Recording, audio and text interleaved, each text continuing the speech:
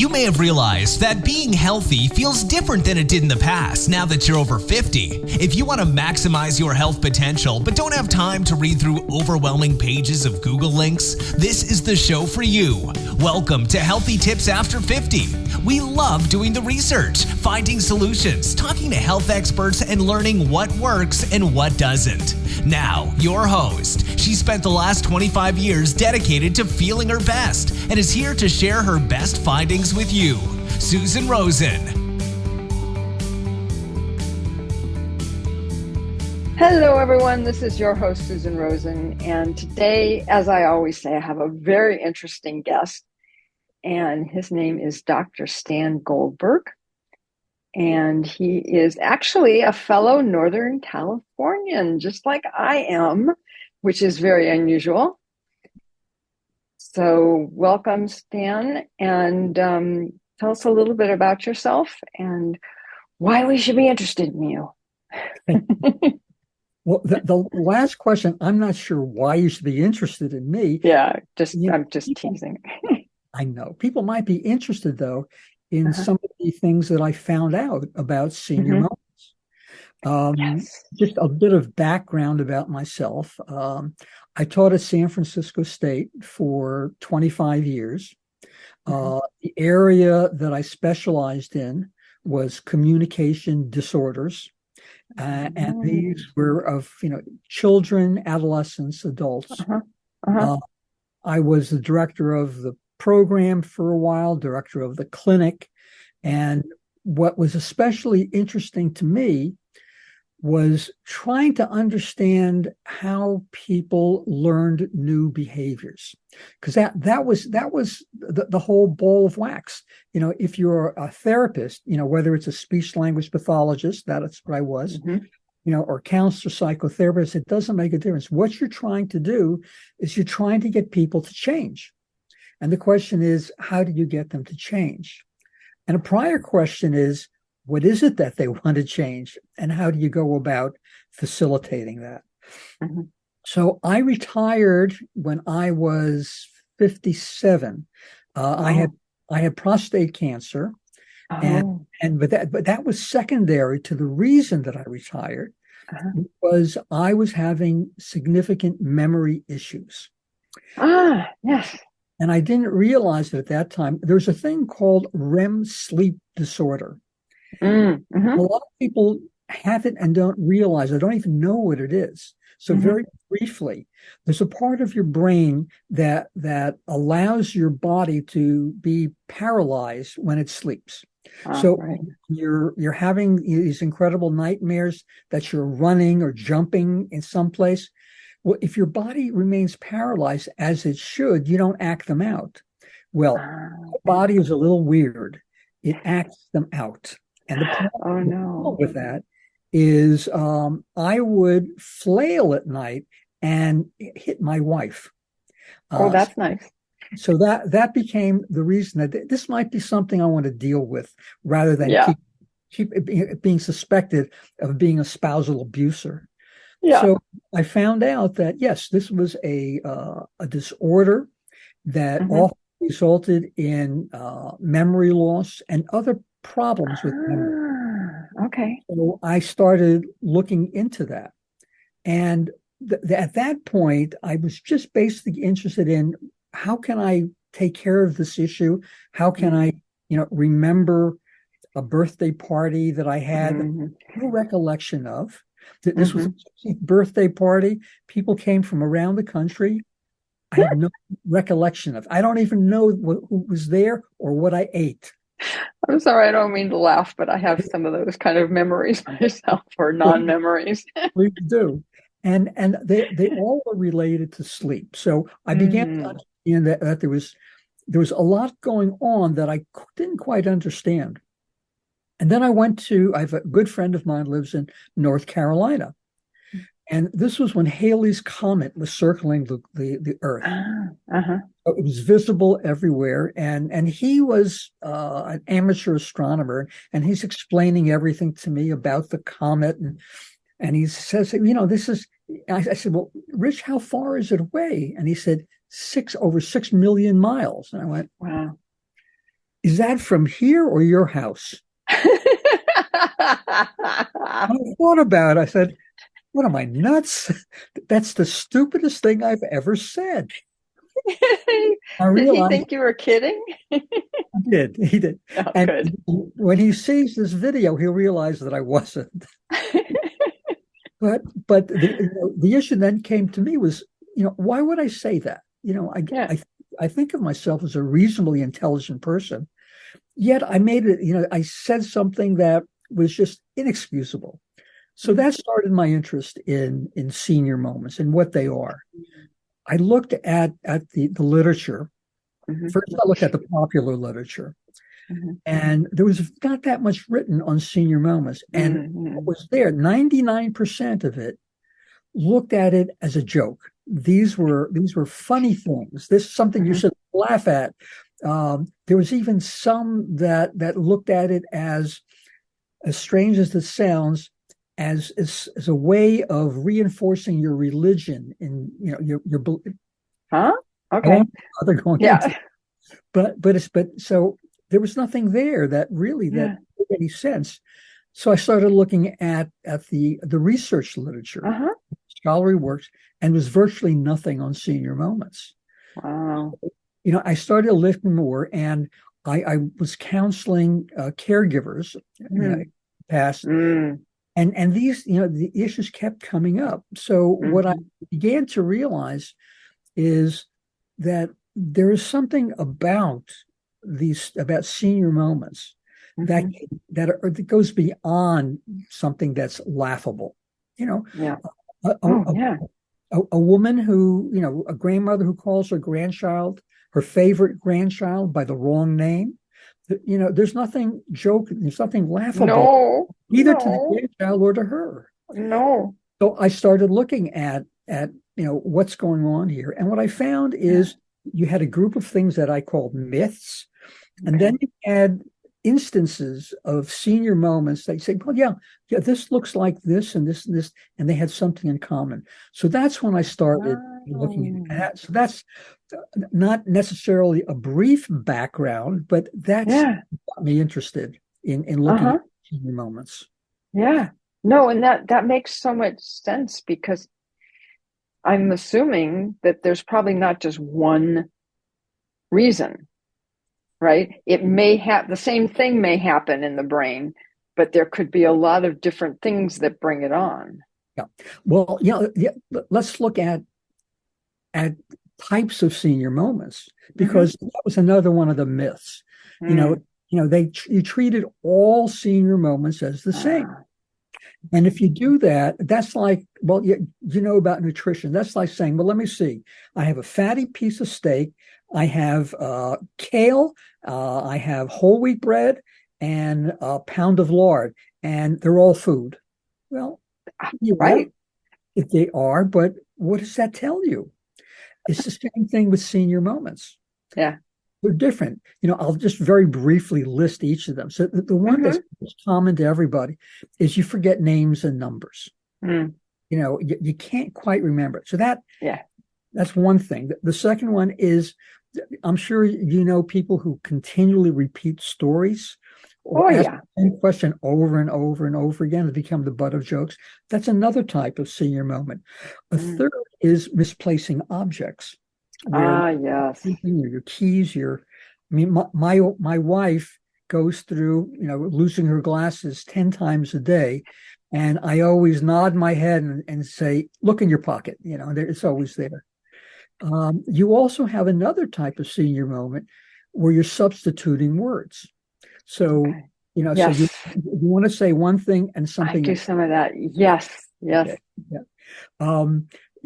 With some people, and this includes me, the big issue is problems with sequencing.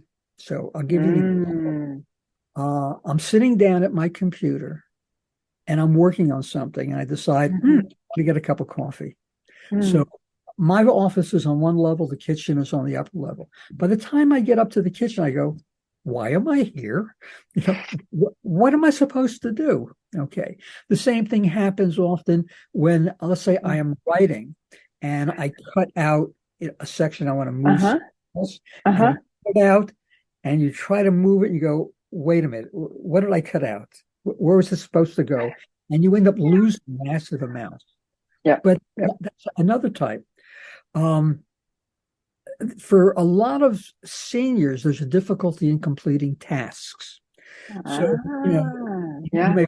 some people call it you procrastinate, they use other words for it, but that can be the genesis of a senior moment. You can conflate memories. So, a lot of times, let's say my wife would be talking about an event that we went to, and I'd listen, I go, those are three events you just combined into one. And those are types of senior moments. You also have difficulty understanding. And can be caused from a lot of different reasons, but that can generate a senior moment. And the last one, and probably the most concerning one, is disorientation. So, and it occasionally happens to me. Let's say I'm going to drive off to Home Depot, and I made a wrong turn. I'm in another neighborhood that I'm not familiar with, and I think, how am I going to get there? I don't know. I don't remember how to make which turns do I take.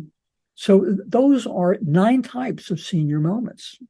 And what's important is we can look at each one of those things and look at the genesis of it. Where, how did this happen? These are our identification of the situations, but the cause is something that I learned, when I was working with people with communication disorders. Okay. And that is virtually every senior moment is the result of a problem in how we process information. Okay. Makes sense. And so if you think about it, and the question is, well, how do we process information? There are very specific steps that are taken. The first is attention. You have to absorb something before your brain does anything with it. And then once you have that, then you've got to make sense of it. You have to understand it. Once it's understood, it goes into memory, and there it's stored, where at some time in the future, you're going to need to retrieve it, and then finally to use it. So those are the stages of information processing. And, although it sounds very simple, the way it goes 1, 2, 3, 4, 5, it's a very complicated process. And what's amazing is, the brain can do this in milliseconds, faster than computers can. And so that's like the basic outline. That's what's going on with senior moments. Interesting. Okay. No, it makes a lot of sense. I mean, there's a reason why they compare the brain with a computer. Well, it's an interesting, comparison, because I read some figures once, like the computer may take like 100 watts to do something in a certain amount of time. Brain does it in milliseconds in an even shorter, with a less amount of wattage. So the comparisons can go just far. Our brains are so complicated that when a neurologist or someone like me says this is what's happening in the brain, it should be understood that we're hypothesizing. We really don't know what's going on. There was a great psychologist named B.F. Skinner in the 1950s. What he said was, we can see what's coming into our heads, we can see what goes out, but we have no idea what's in the center. And that's the approach I take when looking at senior moments. I have used conjecture on a lot of things because there isn't any data, but I look at the results. If I say that something should happen, if we do this, so if I give you an example, and this would go under strategies, quite often, if you can reinforce a memory by making it concrete, so you're not just relying on what you think, but what you see. Right. And so I will work with the client. I'll say, okay, let's try this. What I'm going to do is you keep saying that you forget your keys or your wallet or your phone before you leave your house. Let's do this. I'm going to make a number 3 on a card, and I'm going to put it in front of your door. So you can't leave the house without seeing that number 3. And that's going to remind you need those 3 items. And so I say to myself, because this is called single subject research, and that, okay, I'm not making any generalizations about everybody, but for this person, if we try this, what will happen? Yeah. So try it for a month, and guess what? He never forgets those 3 items. I say to myself, I may not know exactly what's going on in the brain, but this is a strategy that works. And therefore, for this person, using a physical cue improves memory. Mm-hmm. And you can do that for a variety of things. So following on from that, if you took the 3 down after he'd been doing it for 3 months or something? Well, we're talking about me. I know. When I took the 3 down, what happened? Yeah. That was over a year ago. I don't get those 3 items anymore. Because what happens in the brain? That's what I was thinking, probably, yeah. Okay, think about it this way. Your brain is like a vacuum cleaner. It just wants to suck up everything. Mm-hmm. And in the process of doing that, let's say there's something you really want to remember. So it takes the memory, and we think it's stored through the use of chemicals. I mean, again, all conjecture, but we know something happens and it's placed in a certain place in a part of the brain.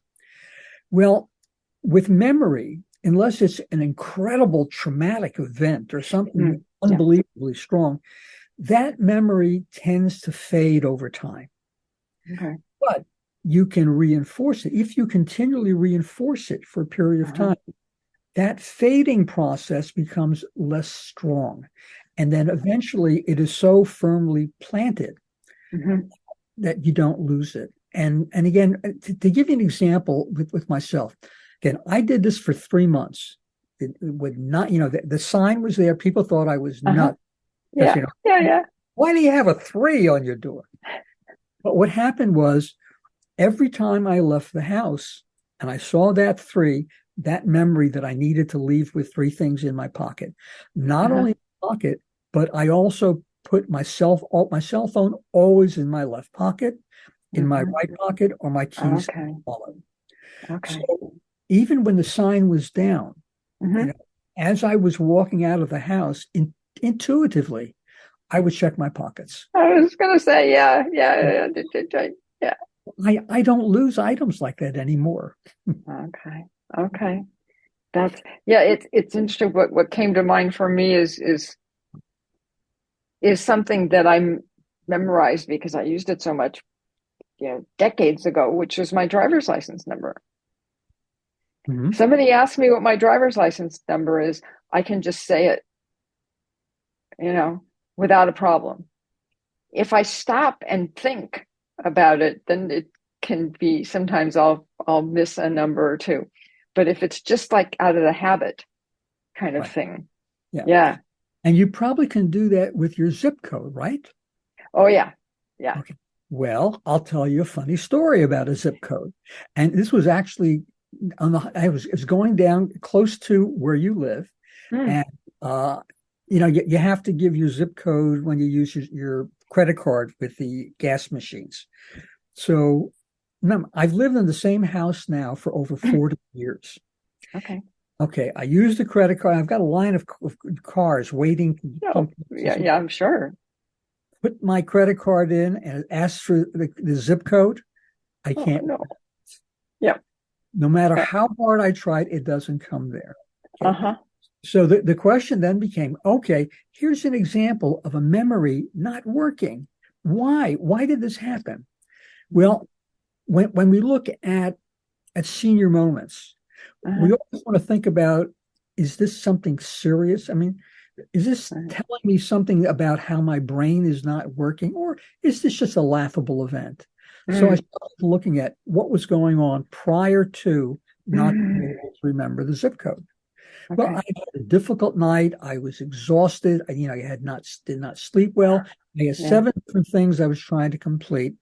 And so it was okay not to be concerned. I can explain why it happened. Hmm. And so it's like that, that's what we would hope people do whenever they have a senior moment. Hmm. There's a lot of Hmm. things. One is, what are the circumstances? How Hmm. severe is this problem? What's the context in which it occurred? Hmm. And so, you don't treat every senior moment as if it pretends, if it's forecasting dementia. It's Right. not. Yeah. Yeah. Yeah. No, and that I can totally come up with my own examples of that for sure. We You all can. know. Oh yeah. No, exactly. Exactly. And that that blank feeling, Mm-hmm. right? It's not like, oh, is it this number or that number? No, no, it's just blank. And Nothing there. what's interesting, even when that happens, you can use that as a learning experience. Yeah. Because what you may think is, what would it be like to develop Mm, dementia? I mean, mm, the latest figures that I saw, according to NIH, is something like 30% of the people who over the age of like 81 or 82 yeah, developed dementia. That's a frightening number. it Okay. is. It And is. if that's the case, wouldn't you want to do something now to prepare you Please. in case you are part of that 30%? So something like, analyzing, having that feeling of just Hmm. blank. Hmm. That, I say to you, okay, this is what it might feel like if I start developing dementia. And Hmm. if I read Stan Goldberg's book, I know what I can do to minimize it. I'm looking forward to it. Believe Okay. me. Is this the point where we tell people what the name of the book is? Sure. Okay. Sure. Go It, ahead. Tell them it, all about it. this is the book is coming out in October, Uh-huh. and it's called Preventing Senior Moments: How to Stay Sharp in Your 90s and Beyond. And it can be pre-ordered from Amazon this very minute, but you may want to wait until we're done with the podcast and then run to your computer and order it. Is that enough of a plug? Uh-huh. Yeah. No, I like that. I like that. That's very good. You gave all the pertinent information where they can find it, the name of it, and that your name is Stan Goldberg. And I that think that so. that's Right. the last little piece, right? Okay. Yeah. So yeah, it really is scary. I can still remember, which is actually kind of funny when you say it that way.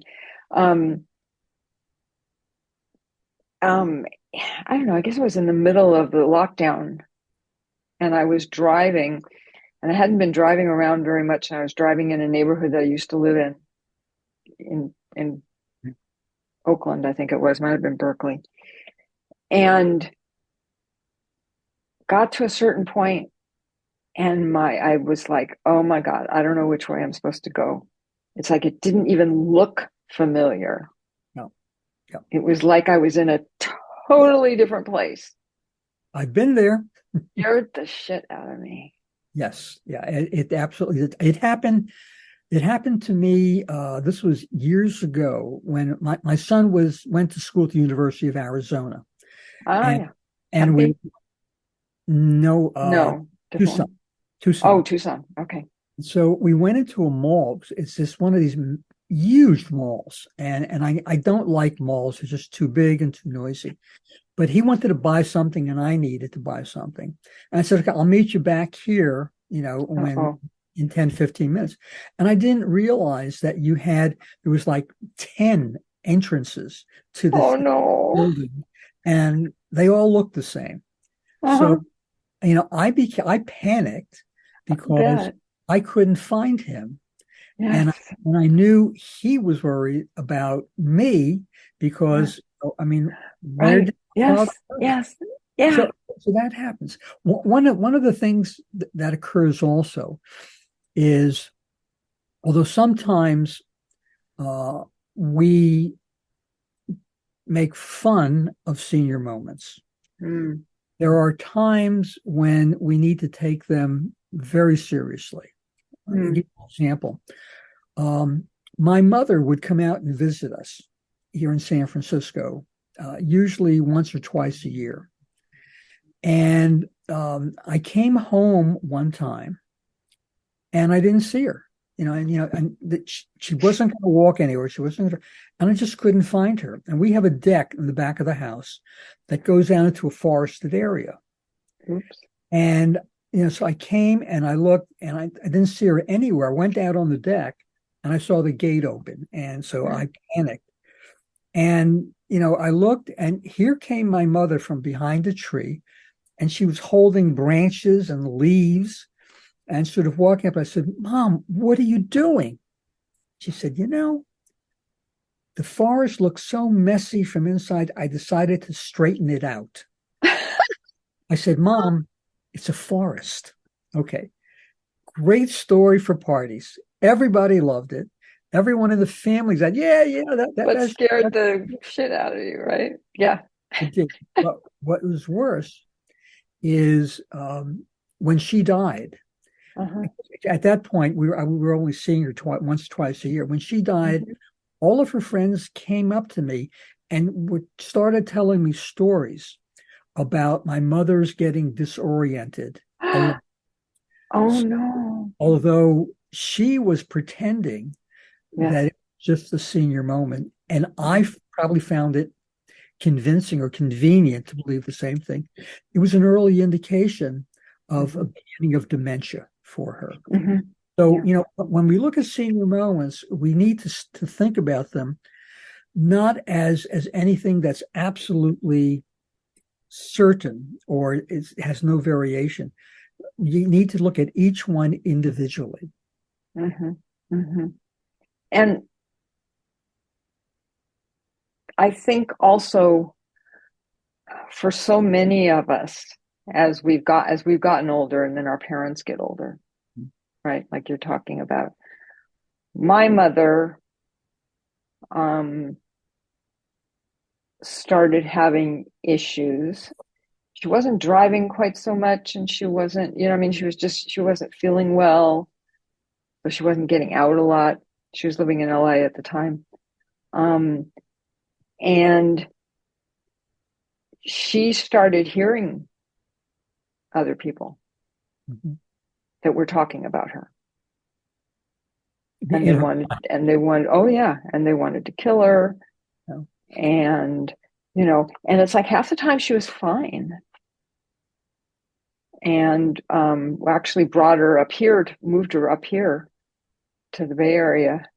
And it was interesting because the psychiatrist, I think it was, that we took her to, or she might have already been seeing her, I don't remember, said that it was from, I'm trying to think, it wasn't alienation, but it was like, the fact she wasn't talking to anybody.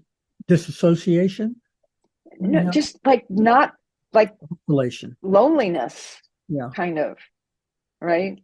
Yeah. Some people hear friends or whatever, and she heard people who wanted to kill her.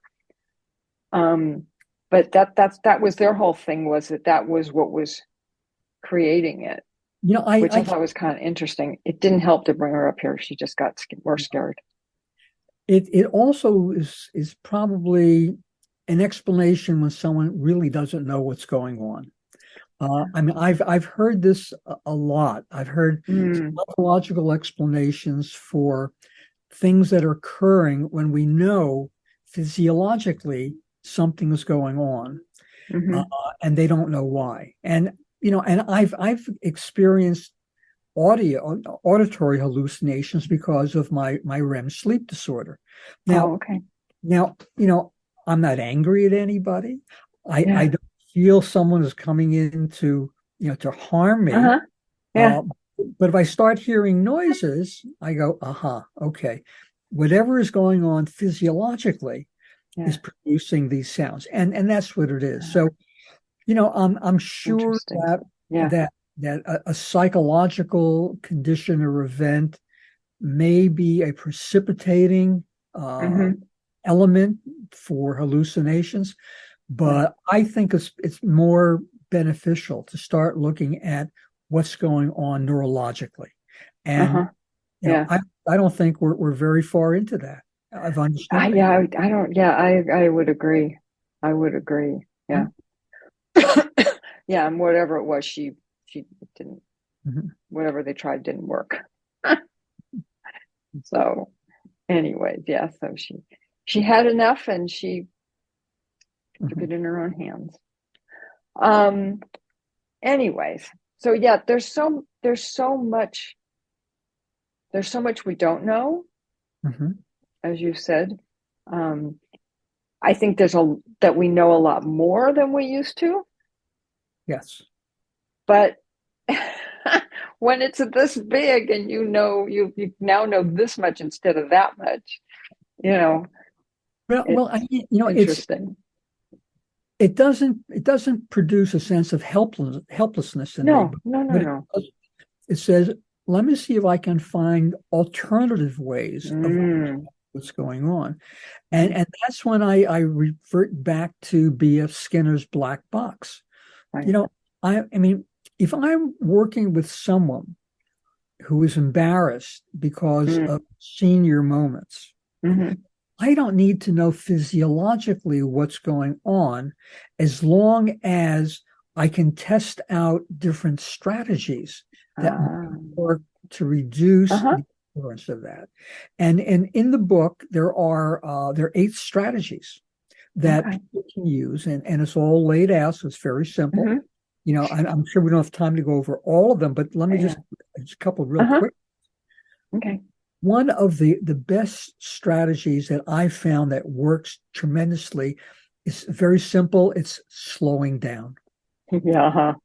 And it's slowing down what you're doing, what you're saying, what you're reading. And for me, euphemistically, the best way of thinking of what's happening is you have a machine that has 2 clogs. Okay. If everything is working perfectly, they just mesh like this and they hums along. But if one is slightly out of skew, it just keeps clanging like that. So if you have a senior moment, if it's, let's say, related to doing something, try doing it slower and see if you have a senior moment when the behavior is slowed. If you have senior moments because you're saying something silly at a book club meeting, that you thought you read slower. And there's lots of different tactics they can use to make things more comprehensive. So that's one. There is another strategy that's called challenging your brain. Some of the recent research in neurology has been absolutely fascinating on the growing of new neurons and new connections. And they found this even in people with Alzheimer's. Wow. There was a period of time when we thought, brain cells die, that's it, they're gone, nothing. Well, that's not the case. So the question then becomes, if this is true, what makes it that way? What can we do to increase the gray matter? Well, 2 things, very simple. One is things that are creative, and the other things that are cognitive, that are really stressing the brain. Do each of those 2 things and just notice whether doing that in general is going to help senior moments. Get off the couch, turn off the TV, stop watching reruns of Law and Order, and go outside and plant rose bushes. Anything like that. Even something as simple as a 6-year-old's cardboard puzzle. What do you do with a puzzle? You have you're working with perception. You're figuring out placement of objects. You're turning things. You're looking at so anything like that. Try doing that. I think you're going to find that it should have an effect on those things that you are most concerned about, that you call senior moments. Interesting. Interesting. So it's not like, well, this works best if you have this kind of a senior moment. It's like these things work for any kind of senior moments. Some of them do. You know, Okay. Yeah. the rate does, and that even works for disorientation, which is the most difficult. Mm. You know, when you're driving in a strange neighborhood, Yeah. slow down, slow down. Yeah. So you have a better perception of what's around you. It Uh-huh. gives brain also more time to Uh-huh. create a memory that you can rely on later. Okay, Yeah. so things like that work. Oh, yeah. And if there's a lot of traffic or something, pull over for a couple of minutes just to Exactly. orient yourself a little bit better. Absolutely. Hmm. Yeah. Yeah. Yeah. Because the way people drive these days, if you go too slow, they start honking and go around you and all this other stuff, which just makes you get more. That's true.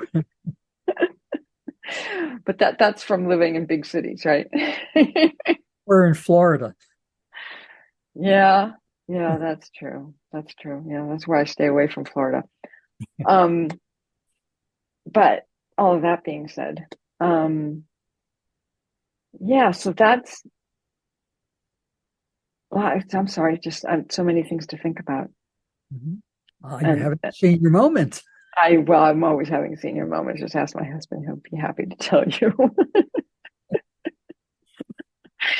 Yes, I keep telling him to stop getting frustrated with me. Mm-hmm. Good luck. Yeah, My, right. Thank you. my wife says that to me all the time and doesn't work either. I know. Well, I'll just, I try and think that maybe he's just worried about me. Yes. Give him the benefit of the doubt. Good. So, anyways, well, with all of that being said, why don't you tell us again a little bit about the book? Okay. Are there other ways that people can either get in touch with you or, Absolutely. you have some other interesting books as well, I believe. Yeah, I actually there's quite a few. Just And happen to have I them. just happen to have them here. It's better than I know on a lot of the TV shows when they interview people. Uh-huh. They have like a whole line and it Yes. Yes. looks ridiculous. So this is one's called Lessons for the Living. And Uh-huh. again, these are available on Amazon as well. Lessons Uh-huh. for the Living. And this is my memoir of being a hospice volunteer for 8 years at, Oh, at the wow. at the Zen Buddhist Center here. Mm-hmm. Mm-hmm. So that's Yep. one. Know it well. Mm-hmm. There's another one called Loving, Supporting, and Caring for the Cancer Patient. There we go. Okay. I'm not a very good salesman. No, no. And this is Okay. something that I don't think I mentioned. I did mention earlier. I have Mm-hmm. cancer. I have Mm-hmm. prostate cancer. I've had it now for over 20, 25 years. And I Wow. also counsel people with cancer. So Uh-huh. this contains things that are important, I think, for people who are caregivers of cancer victims to know. Mm-hmm. This was another one called Leaning into Sharp Points. And Ah. this is a general book on caregiving. Mm-hmm. And it takes the position that caregivers are in almost as much need of being supported as people they're caring for. So Oh, yes. this helps there. Yes. Yes. I can attest to that one. This one's called Ready to Learn. Mm. This is a book. This is one of the first books I wrote a long time ago, and it had to do with trying to figure out what parents can do to enable their children who learn differently succeed. So this was again, it's an old one, and there's others that had to have chapters I've written, but these are the main. Uh-huh. I also Okay. have a website, and the website is Stan Goldberg Writer, WRITER.com. And on there are over 200 articles that I wrote that deal with various problems that I've been writing about. So there's articles there on caregiving, end of life issues, on cancer, on I'm just starting a section there on senior moments, but a lot of the sections will go into that. There's a section there on Alzheimer's and dementia as well. Okay. So, you can download any of the articles there. You have the opportunity to comment on the articles, and I try to get back to people usually within 24 hours. So I guess a lot of the other stuff I've written appears on other websites as well. Okay. Well, I will put all of that in the show notes. Just so people know that it's there if they want it. I think most people don't, seems to be my experience. Most people don't look at the show notes, especially when they listen to the audio, it's like they never read what goes along with it. They just listen, and when it's over, they go on to the next one. So it's good that you put all of this in our discussion. I appreciate you allowing me to do that. Oh, hey, that's part of the service. What can I say? So, anyways, okay. Well, with all of that said, I always feel really stupid having to say this, but I kind of do have to. Anyways, which is, and it's not totally true, that neither of us are doctors. At least I'm not. And this is not to be seen as medical advice.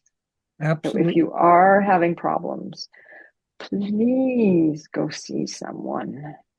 Yeah. And get some help. Yes. Just a quick aside, when my mother would be explaining to her friends what I do, and she would say, well, he's a doctor, but not the type that helps people. Oh, no. So yes. So don't take medical advice from me, because I don't help people. Oh, that's funny. I like that. That's a great way to end the show. Well, thank you. I appreciate you having me on. Oh, well, thank you. It's been just, the information is absolutely wonderful, and I definitely need it. So, and I will see everybody else next week. This has been Healthy Tips After 50 with Susan Rosen. To stay on the cutting edge of the most effective health strategies, subscribe to this podcast and let us know what you thought of the show with a comment or like on iTunes. Visit healthytipsafter50.com for this episode's show notes, more resources, and free offers.